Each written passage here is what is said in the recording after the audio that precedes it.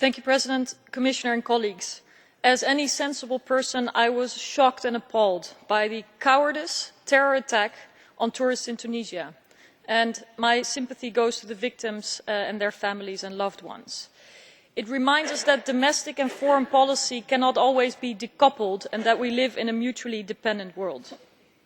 But despite our grief for these horrible attacks, we must not forget and work harder to ensure that Tunisia is and remains a success story of how transition from dictatorship can lead to an open society.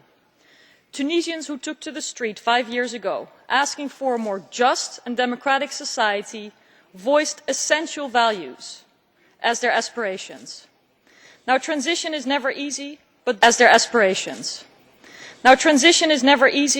those calls by young people sick of the injustices, the abuse of power and corruption, the lack of opportunities and freedoms must not and will not be forgotten. The next generation deserves to find in Europe a reliable and committed partner in helping support the further developing, in building a free society, diverse and democratic. The complete opposite of the nihilistic and misguided dogma of political Islam advanced through violence. Now, I personally don't like to think in terms of support for Tunisia. Let us work with Tunisians so they can build their own future with the EU as a partner.